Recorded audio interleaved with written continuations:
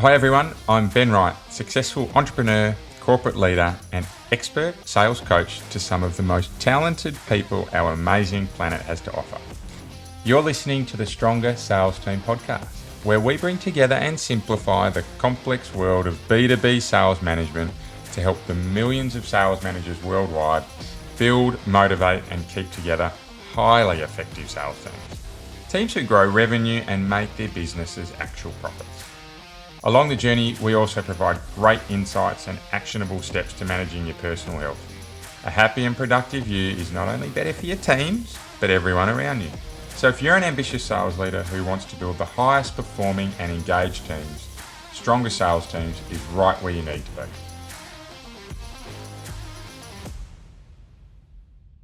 Welcome back to Stronger Sales Teams, the place where we provide real-world and practical advice to help you develop superpowered sales teams. We are back to a solo episode today. It's been a little while since I went just myself in a recording. However, I have had such an overwhelming request for support around lead generation that I decided it's probably time to hear from me and some of my experience around, in particular, how we go about generating leads. So today we're going to be focusing all around my top 15 lead generation activities. So these are specifically the ways that I have seen my businesses, my customers, and also how I have gone about lead generation myself over the last 20 or so years. These by all means are not the only ways that we're going to be able to see people generate leads, but they are on average the 15 most successful that I have seen businesses typically employ over the last 20 years or so. But before we do that, I think what's really important is to make sure that we have our team set up to be able to generate leads effectively before we actually go out and chase them. And what I'd encourage you to do is, if you haven't listened to episode 70, which was a few months ago now, but again, episode 70, then I'd suggest you go back to it. Because in this episode, we actually talk in detail about how you can have your teams structured and ready to approach the lead generation game. So go back and have a listen to that first before this one. If you've already listened to that, as I know many people listen to each episode that comes out every week, then let's continue forward. As we do so, I think it's really important to also remember that lead generation isn't a part of our roles as salespeople that we can click our fingers and be magically exceptional at. Lead generation, just like sales, takes a lot of grit and determination and perseverance in many cases, punctuated by periods of really strong lead flow or gold seams, as you might call it, that happen for businesses from time to time. And something I like to remind myself of when I'm out generating leads is that they don't always come first go. There's an old quote, 84% of sales are made after the fifth attempt, that I actually translate very loosely across to lead generation also, because I do believe that it's very much a persistence game, as I mentioned before. So we need to make sure that we're prepared for that and we're prepared to dig in and go really turn up consistently when it comes to generating leads. So the other episode I would encourage you to listen to before we jump into these top 15 is episode 29, which was around secrets to impactful networking with Justin Beauregard. Now, you don't need to listen to that before this one, but certainly I'd add it to your list of episodes to flow back to and perhaps revisit if you've already heard it, or add to your list to listen to shortly once you've gone through today. Okay, so today we are all about lead generation and the top 15 or so techniques that I see really successful people in the B2B in particular market use for generating leads. So I'm going to go through these one by one. I will acknowledge that some are going to apply more specifically to larger businesses, some are going to apply to smaller businesses, and there'll be a mix in between. We're also going to talk a little bit about what they are, but not in great detail about how to implement them. For those, I'd suggest you probably get in touch with me if there's something you'd like to know really specifically. So without further ado, let's get into it. My top 15 most successful ways that I've seen businesses generating leads over the last 15 years. Okay, so we're not in any order here, but number one for me is going back to the well, and that is past customers. Getting return business is one of the most successful ways that I've seen businesses generate leads. So obviously, if you're an established business or a business that has some history in your market, or perhaps a business that has some history with prior similar businesses in your market, then you have a well of customers that you can go back to. Yes, this is going to be determined by how effectively kept up to date your CRM system was, but going back to past customers, checking in with how their product or their service is going, checking in if they're coming towards a use by date for that product, checking in if they just need any support, or really above everything else, asking them good questions is going to deliver business in the most simple form that I've seen across the journeys. And whilst I'm not ranking these, this is certainly one of the top few, and that is past customers who are coming back to our business again. So that's number one. Number two is, look, in a similar way, it's past customers, but it's past customers giving us referrals. So going back to those past customers, sitting down and not simply sending them an email that says, hey, do you know anyone that would benefit from our products, or we're a family-run business, or we're working really hard to satisfy our customers. Is there someone else that you think could benefit from our services? This is specifically going back to your past customers, sitting down with them and asking them if they'd be prepared to introduce you to someone in their network. Now, this requires a little bit of confidence to be able to sit in front of your customers and talk through what a good referral likes. And yes, it won't work with every customer, but I've seen it used time and time again where really effective salespeople will sit with their customers, ask them for a referral, and be really surprised by what they receive in return. A second note on this is that it also does require some persistence, and sometimes it'll need multiple follow-ups. You need to check in with your customer that they're okay with you asking. Some will be, some won't be, but on the whole, if you can find a way to be talking to your customers regularly about anyone else that could use your services without impacting your relationship, then that's a really effective lead generation strategy. All right, that's number two. Number three, referral partners. These are people generating leads out there for you. Most people listening will have heard about these before, but if you haven't, referral partners work really well because they will use their network to generate you leads. Not dissimilar to asking for referrals for past customers. However, in many instances, referral partners are actually rewarded for the sales that they make. So there might be a commission on sale or a flat fee or so forth. Very, very successful. In fact, those first three that we've gone through are some of the really powerful ways to generate leads. All right, moving along. Number four is all about networking. Networking, particularly in a B2B space or a mass B2C space. So that's a space where you're going out to larger groups of the direct-to-consumer market. Networking, super, super effective.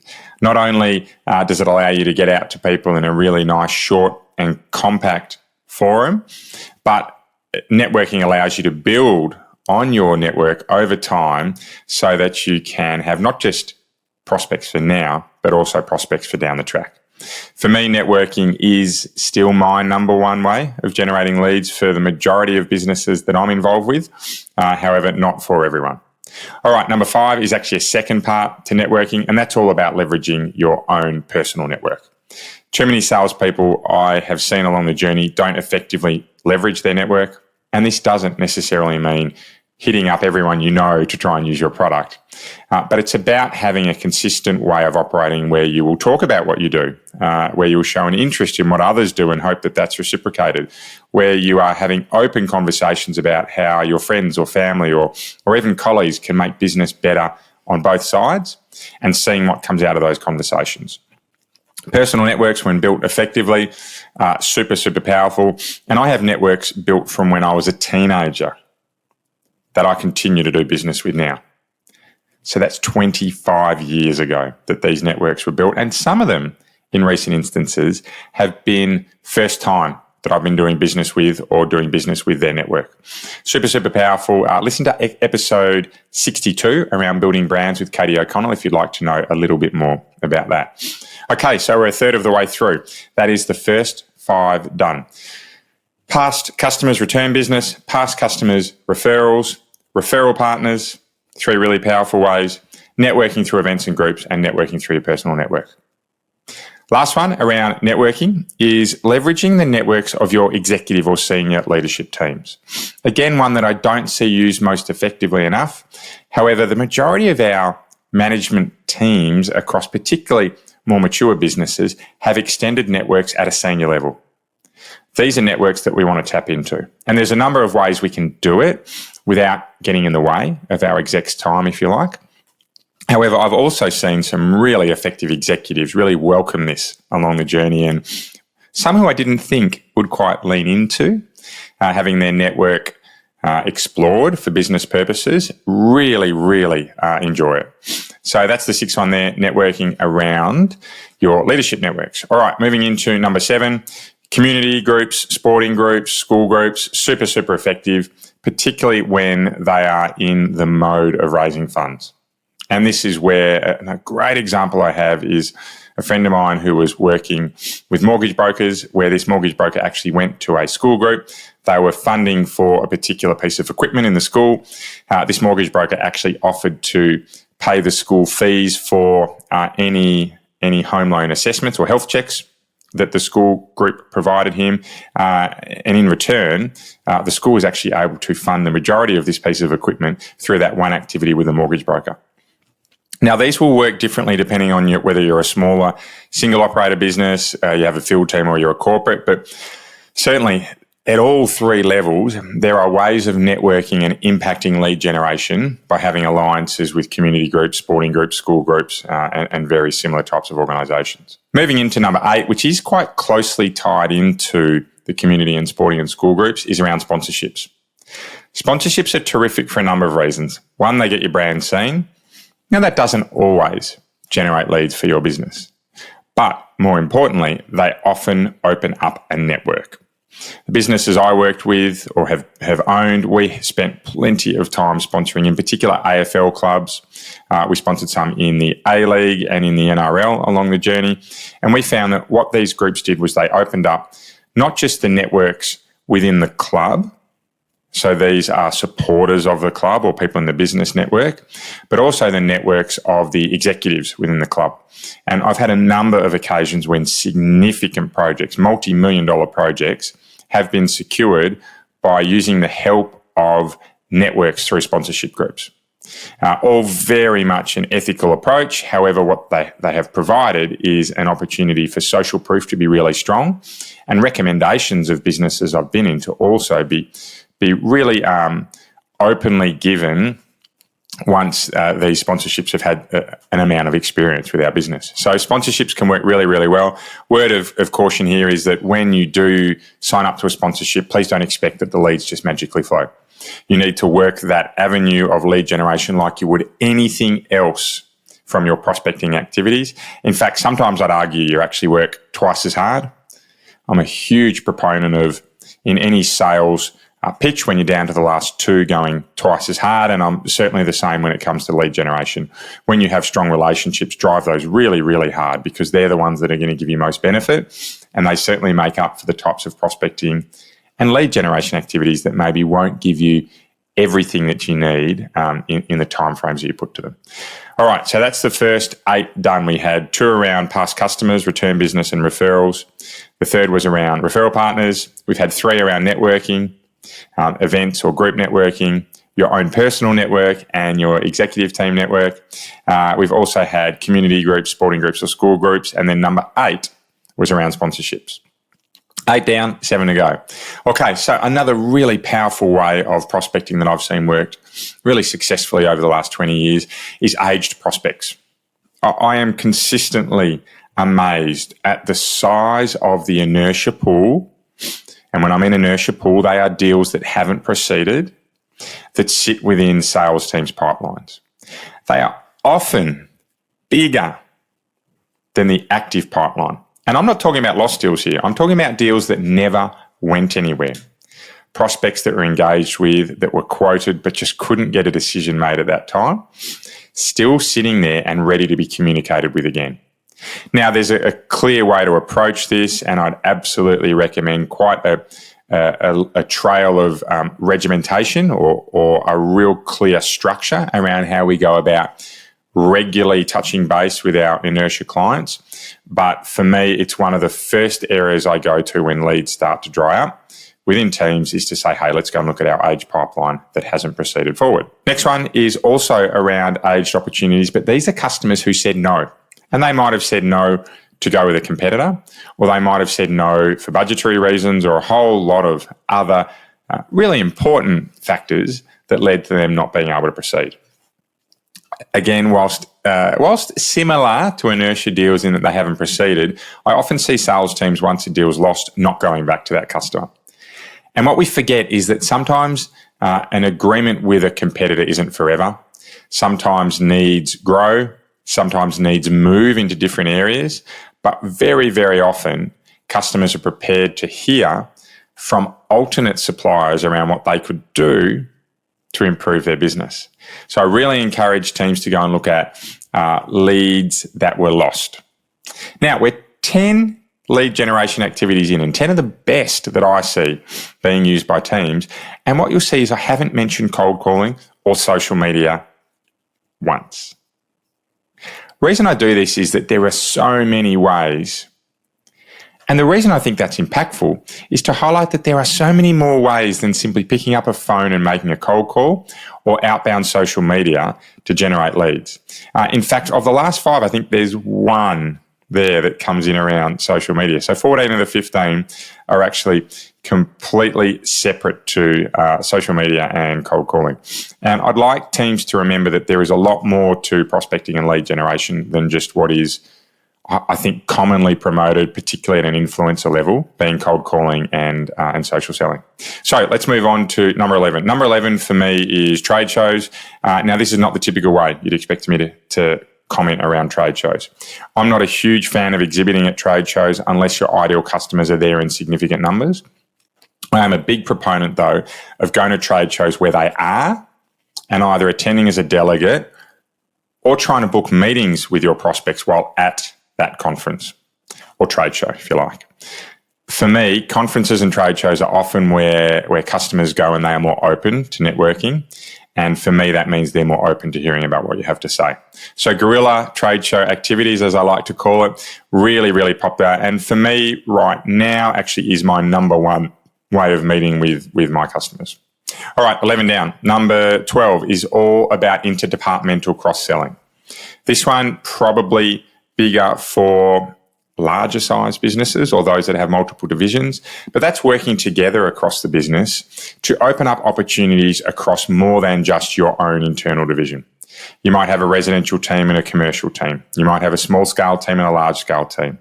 You might have a national team and state-based teams, right? There's lots of different ways, different type of product teams. But sharing your databases and working out how you can introduce each other to those databases, super, super powerful. 3 to go. Training events and programs. So this isn't an internal training piece, but this is where you put on industry training events and programs. Doesn't work for every industry, but where it works really well is industries that have a high level of public interest. At the moment, for example, battery storage. Whether you be a commercial or a residential premise, battery storage has quite a significant amount of interest and can often get people to attend expos or training. Same goes with electric vehicles.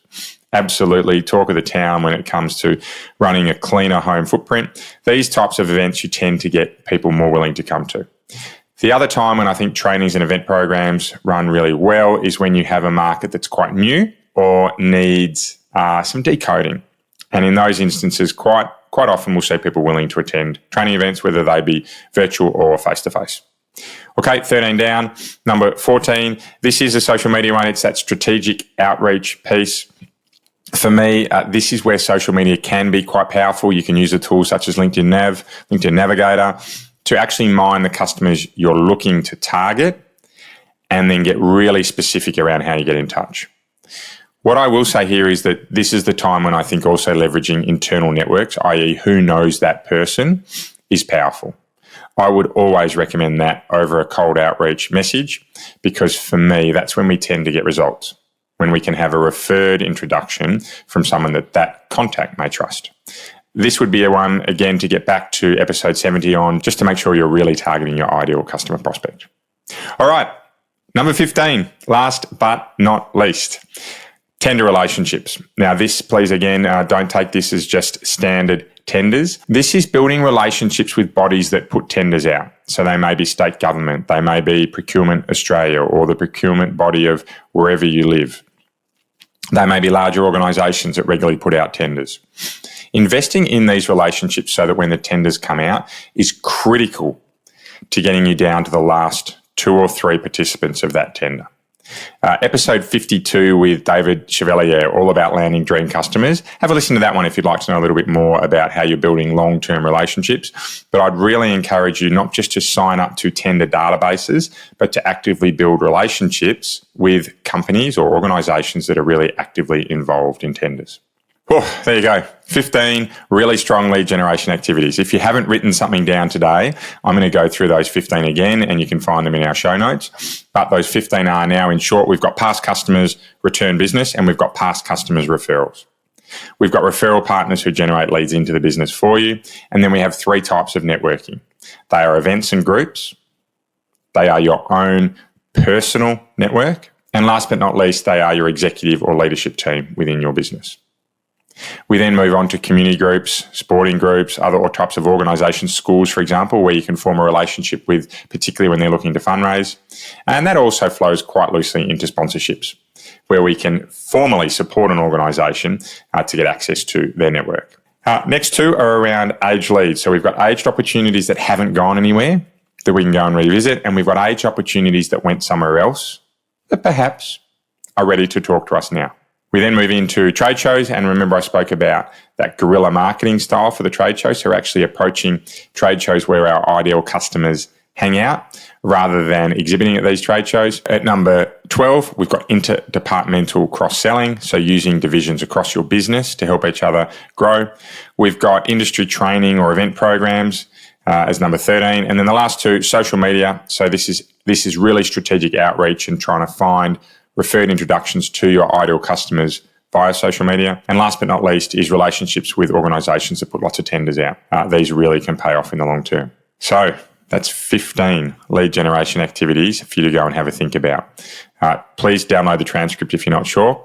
But also fly back to episode 2. It seems like such a long time ago now, almost 2 years ago, where we had episode 2 talking about the formal ways of approaching lead generation. I really want to make sure I'm giving you lots of things to think about for lead generation because it's not necessarily an easy to accomplish task. Okay, so next week we're going to move into how we nurture prospects. So once we've generated the leads, my top 15 ways to then nurture those leads to get them to a quote.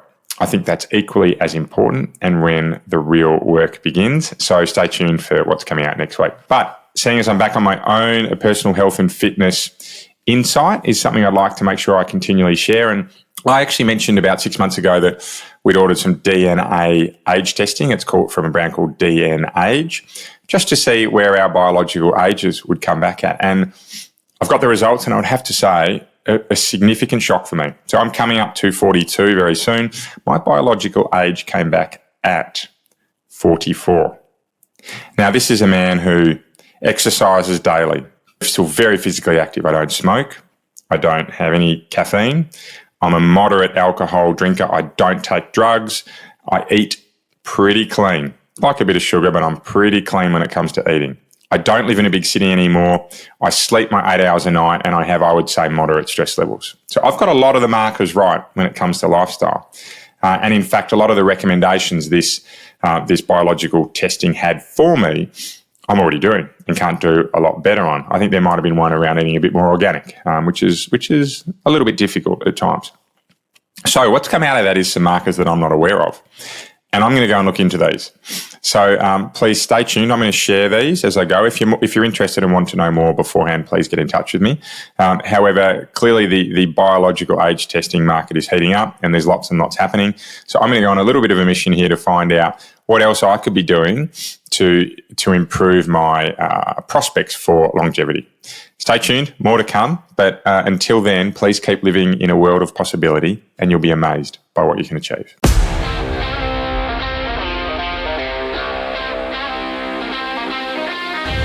Want to be kept up to date with any of our free materials to help you build the best sales teams possible? Well, the easiest way you can do so is to follow us on your favourite social media channel. We're at Stronger Sales Teams on most of them, and if you DM us Stronger, we'll send you right back some great resources to help you build your superpowered sales team.